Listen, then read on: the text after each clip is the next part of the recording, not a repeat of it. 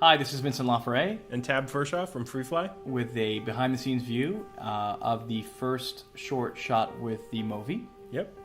And what we really want to try to explain was why this is an important device and why it might just change things. If you can just see this last shot, Tab was running at full speed and the actual resulting shot is completely smooth. And one of the first things that I think any of us realize, whether we're shooting with an iPhone, a 5D Mark II, or just about any motion camera, is that it's actually really hard to stabilize, even when you're standing still, let alone when you're trying to do a pan or a tilt, let alone running or in a car. Yeah. And I think we've all dreamed of flying with our cameras and doing these incredible shots since we started in video. And some of you may know I shot with the 5D Mark II a few years ago, and I was very limited in the way I could move the camera. And this gimbal to me is kind of that bridge to allowing us to imagine a shot. Here we are on set and just discussing it, and within a relatively few minutes be able to execute it with a relatively small team of people. Yeah, and go down this staircase, which was incredibly tight, and I could barely fit down just myself, and to be able to pull off that shot going down, it was pretty cool. And there's the handoff, and you saw the camera moved in the behind the scenes, but look at how smooth it is here. And the reality is cinema is about working with other people, it's about working with other professionals, and that's the beauty of it. But we don't always have that at our availability or at our disposal. And in this case, if you have a gimbal operator that's solo, you can do a lot of stuff.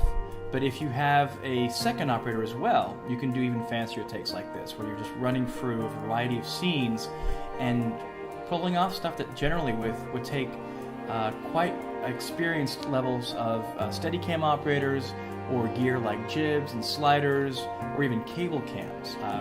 Running downstairs like this and getting this kind of result is just not something you can generally do very easily. Yeah, I think that's an important thing that I really grew to love about the system is you separate the jobs of moving the camera and pointing the camera, and what that does is allows the person who's moving the camera, I can just focus on running and not tripping and falling.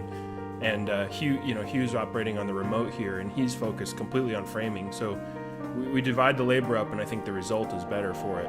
And what I wanted to do as well is I wanted to shoot the entire short with just this one device. So every shot you've seen in the resulting short was shot with the MoVI. And that was a key point. Here you see it on roller skates.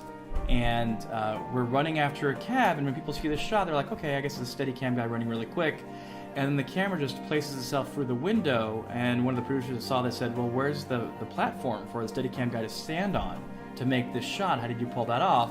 And then here, John pulls away from the cab and keeps writing, and then people go, well, how did you do that? And the reality is, in the cinema world, we have lots of limitations, and this tends to really eliminate them. That's why I find that at the start, this is an incredibly exciting piece of future technology that will really be applicable to high-end filmmakers in Hollywood, all the way down to indie filmmakers all over the world, pretty much. Yeah.